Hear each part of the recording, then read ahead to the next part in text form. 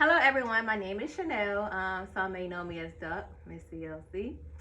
I've been asked by a lot of my close friends and family members to actually talk on my life about after losing my mother. Um, and many don't know my mother was Carmen. Some may know her as Nikki. She left us on March 11th, 2019. Um, the reason for the video is because we didn't have just an ordinary, regular mother and daughter relationship. Of course, she was my mother. She was my best friend. She was my hype man, of course. And sometimes I believe she thought maybe she was my sister. Um, we shared many memories. Most of them took place right in our home, right in our kitchen. We cussed each other out. We cooked together, we laughed together, more say we cried together. We did everything together. Um, if you ever was on the phone with me, like a FaceTime or just like an ordinary phone call, you'll be basically tripping off of us. Or as my brother would say, Jason, he'll be like, y'all are just hilarious. I'm just laughing at y'all. Like, y'all need your own reality show, which was very much so true. And I believe most parents with daughters and mothers, need a relationship like us. It's a lot of my friends who wish, man, I wish I had a relationship like this with my mother, or, y'all are just so fun and just so beautiful. And I say to everybody, even though you may not be close with your mother, you don't have a great bond, always try to get that connection. It may not be a connection like, my mother and I have, but it's just something. Anything happened to your mother or anything happened to that child, just make sure that you can look back and cherish on the memories that you guys, had. My mom, she was straight raw, uncut, as always. She didn't care if it hurt your feelings. She didn't care how she gave it to you, but she was gonna give it to you as you needed to hear, and not what you wanted to hear. If my friends was to come and try to vent to me, and my mama heard the conversation, she would say, "I don't know why you asking her. You need to be asking me, cause I'm gonna tell you the truth." And she told you the God honest truth, whether you wanted to hear it or not. Like, you need to leave that man alone. He ain't shit. Or, girl, just go do yourself, be yourself. Like, just live for you. And that was my mom. She was very loved by many. Um, she fed everybody who came over. When she cooked Sunday dinner, she made sure that if you came over, you had enough to eat, you had enough for seconds, and you had enough for lunch the next day. That was just the type of person she was. She'll always say, I may not got no money to give you, but I can feed your ass. And that's what she did. So I'm gonna go ahead and talk about her sickness. So many might not know, I lost my mom to colon cancer. She fought colon cancer for 4 long years. It was a secret for a little while until she started going to MTV and certain people started seeing her. And, once one see you, they all talk, and then the truth comes out. My mom was diagnosed when it was found as cancer, little cancer bugs in the blood. She had this very high dollar surgery where it took a whole bunch of unnecessary organs out of the body, tissue, things like that. She did a few rounds of treatment, went clean, and about a year later, exactly a year later, it came back. When it came back this time, they told her, Miss Christian, once you get colon cancer, it is a very strong, strong cancer. Many don't live this disease. I know a few in my family who has lived 10 plus years with the disease, in remission. Thank God to that. But they told her, we can cure you one more time, but if it comes back a third time, we can't say how long your life expand will be. So the type of person my mom was, she was a very strong individual. She told him, do what you gotta do. Just get the cancer out of me so I can just live my life, because I ain't done yet. And that's how feisty she was. She meant she was gonna be every battle, make sure she was at all her appointments, all her treatments. I also try to make sure I was at most of her appointments. I couldn't do the treatments with her because, of course, I still had life and I had to work. So we had a support system that was strong there for her when she couldn't drive herself. Others would drive her for me, and we just worked as a team. So she went in remission for the second time. Her 60th birthday, 3 days after the colon cancer struck again. And when she went to the doctor this time, she tried to keep it away from me because she knew that I don't forget anything. And the last time the doctor told her, the third time it came back, that life wasn't going to be as long as it has been over the course of fighting this disease. So she kept these appointments from me. It was to the point that I had all the recordings. The doctors would call and leave the voicemails telling me, she had an appointment. I had FMLA. I would take off, make sure I was at the appointments. Well, this time around, she even told them to take me off the recording. Like, my daughter don't need to know what's going on. She still looked at me as if I was her baby, her 25-year-old baby at the time. And I noticed that, she was holding out secrets, and it was to the point I asked, Mama, what's going on? Like, you going to the doctor by yourself? You keep saying you got an appointment for this, you got an appointment for that. You ain't waking me up. I'm taking the days off because you're telling me you're having appointments, but then you're not getting me out of bed. So she was like, Chanel, they think they found something again, but I'm going to be all right. And she just left it at that. So I'm like, well, I'm recapping what the doctor said. Oh, it's going to be all right. But they told me, the third time came back around that you won't be able to beat it this time. So nevertheless, I noticed that things started changing in her, like her body. Her functioning was off. She started swelling, retaining fluid. She started, forgetting a lot of things. She started falling. And I would never forget, it was Super Bowl Sunday. She had fallen on the floor, and I tried to get her up. She said, don't try to get me up. Call Lante to get me. Call my baby to pick me up. I'm like, okay. So I called Lante to pick her up, and he picked her up, and they just cussing at each other, and the ordinary them. And Lante, that is her baby, still was treating him as he was a baby. So he picked her up, got her up. Of course, that tore him up, seeing your aunt suffering, sick, and still trying to be strong for herself. And I called the doctor on call. I said, look, we need an emergency doctor's appointment and now it's me on the outside looking in. Like, something not right. I know she's holding something out. So we got the emergency doctor's appointment, and we went in there Monday morning, and the doctor told her, Miss Christian, I told you your last visit to plan to end of life. Oh boy, if Mama didn't snap that day. She said, yeah, you told me, you and I had the conversation, but I didn't tell you to tell my daughter. Like, when I was ready to tell her, I was going to tell her. So now you done messed up now.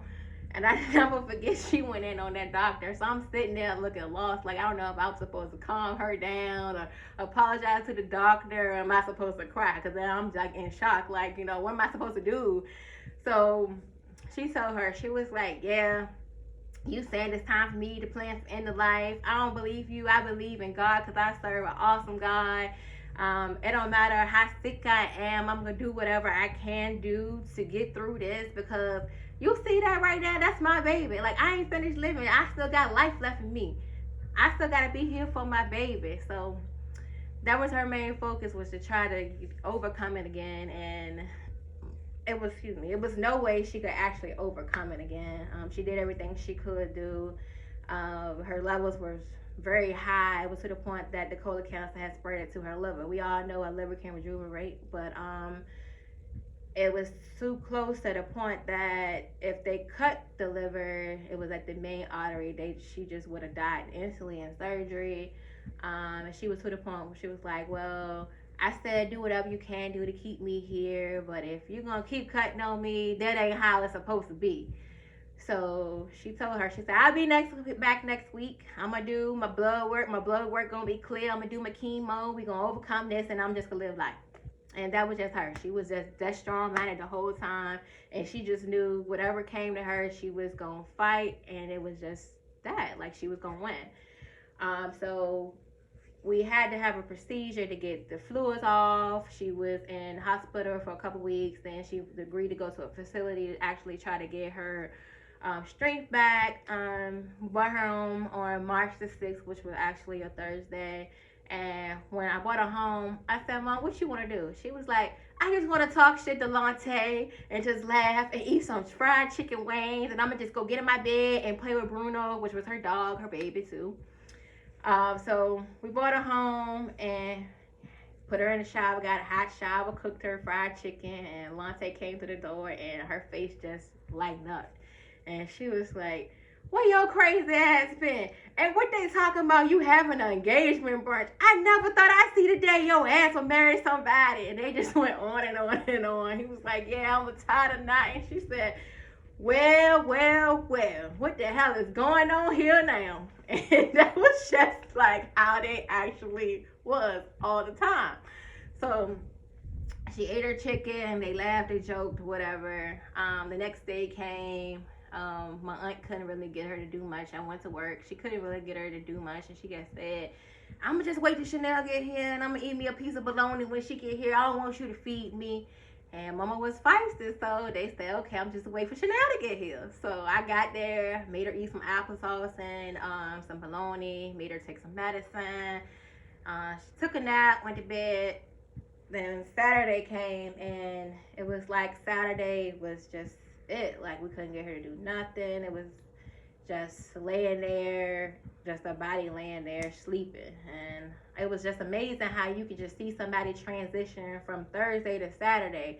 Thursday from talking junk, living, breathing, having a good time with your family, to Saturday, there's nothing, no words, no body movement, no language, no nothing. So, we tried to get things in her that day.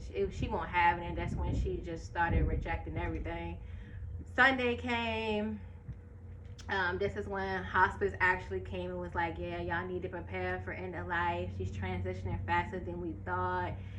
And I'm like, as a daughter, what am I supposed to do? I never really sat there and thought, like, how am I supposed to live without my mother? Like, I know they say you're supposed to bury your parents not supposed to bury you. But I'm looking like, well, she taught me everything I've known in life, but of course she never taught me how to live without her. And I'm thinking, like, am I supposed to cry? What are my emotions supposed to be at this point? And I never really been a crybaby.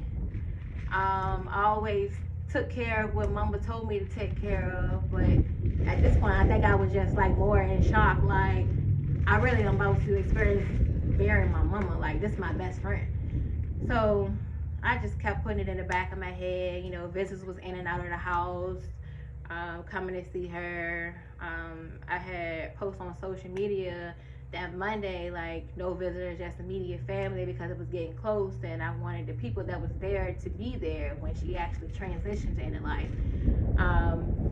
That Sunday, that Monday, it was so bad to the point that I actually prayed to God to, take my mama home, because if you ever went fishing and you took a fish out the water and a fish is sitting there flapping, gasping for breath, that was my mama going from side to side of the bed, trying to get her breath, because it was nothing, no relief there.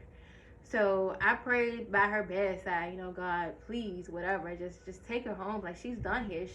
She's lived here. Like, people may not think 60 years is a long time, but you have babies that's born daily that don't make it past hours or minutes or seconds.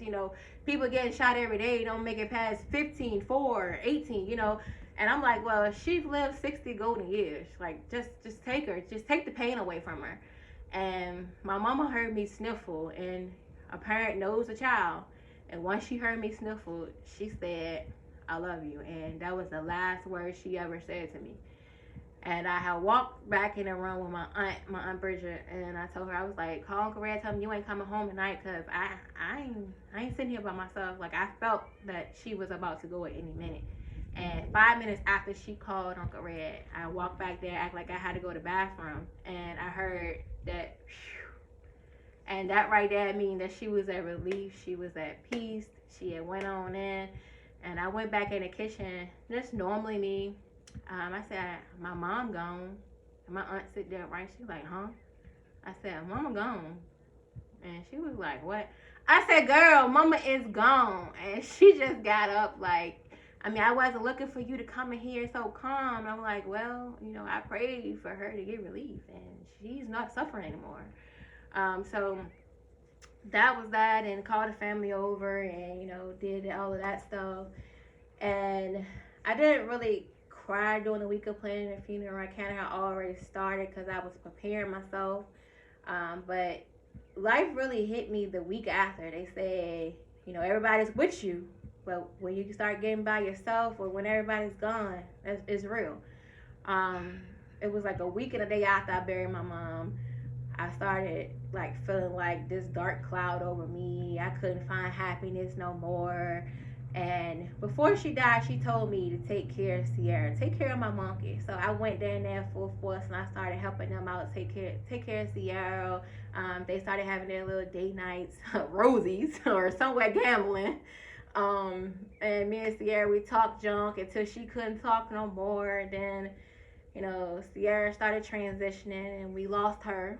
And then after burying her, I started thinking, like, what am I to do next? Like, where am I supposed to cope at? So I started looking into counseling. Never let anybody tell you that counseling is for the weak or it makes you weak. Counseling is for anybody who is struggling or need to talk out on life. I highly recommend it. I seek 2 counselors. At the same time, sometimes I felt like I needed a double dose. So I would see one day, the other the next. Or if I was having a really bad day, I'll call them and they'll squeeze me in and to get my counseling session. I'm going to say when I first started counseling, it wasn't easy because I'm not an open person.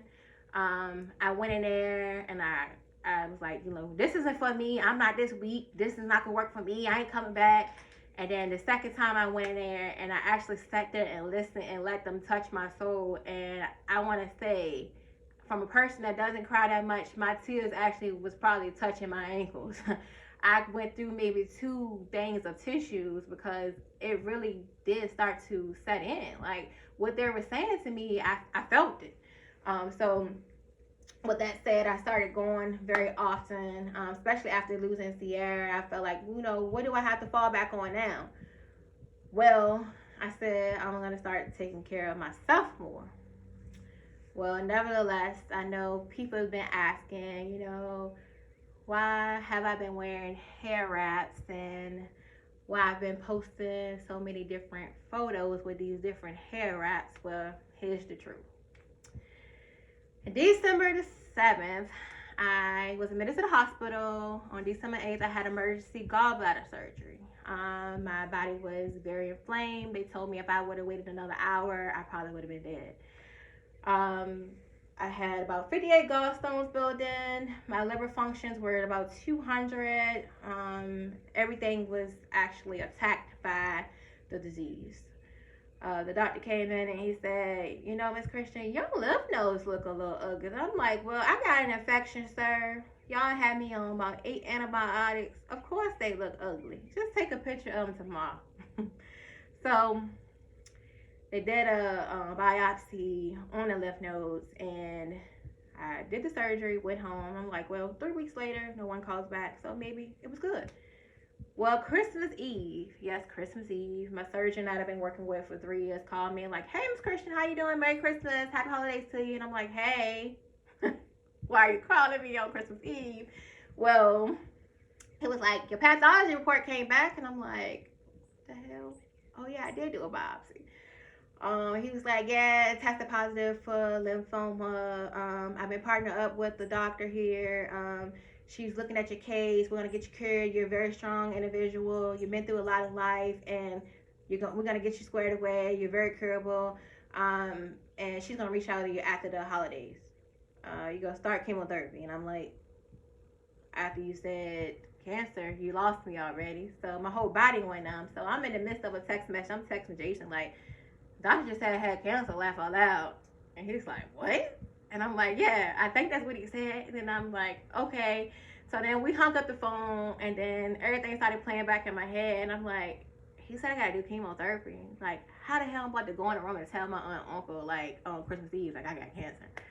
So I went in the room and I told them, they in there boo-hooing, and I literally broke down. I'm like, well, this is it here. Like, so had my first doctor's appointment, and I go in there. She's like, hey. I'm like, hey. She explained, what's going on. She introduced herself, and she's like, you're not nervous? I said, well, when do I got to start chemo? She's like, well, start chemo. You ready? And I'm like, well, they said I had cancer. I'm just ready to be cured.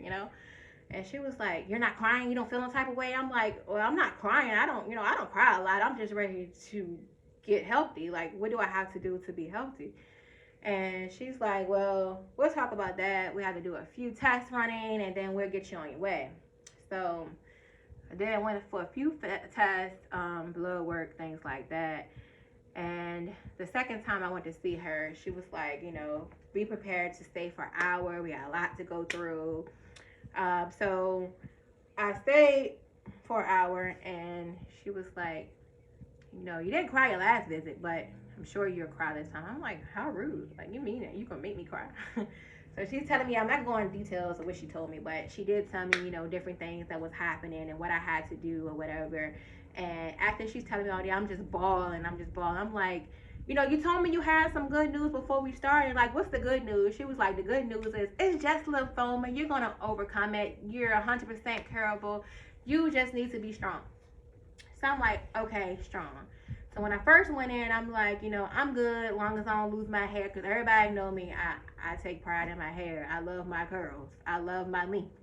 And she was like, I can't guarantee you're not going to lose your hair, Miss Christian. She was like, just stay strong. You're going to get through it or whatever.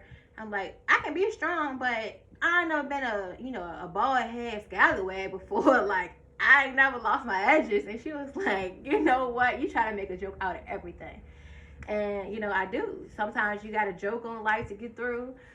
Since I've been going through this journey, I must say it has been a very good, not good experience, but very knowledgeable experience. I'm down to 4 treatments to go. Hopefully I'll be ringing the bell to victory. When I actually sat there and actually sank in that I did have Hodgkin's lymphoma, I cried twice. Crying is not my thing, once again. And I prayed to God. And when I prayed to God, I told him, I said, I know you're going to cure me, so I'm going to do what I have to do, so there's no regrets left on my end, and we're going to get through this. So I left everything to God, and that's what made me the strong person I am today. I'm going to fight this fight out. I'm going to get through this battle, and maybe I'll get to see everybody at the bell ringing, at the finish line, because I'm going to get through it.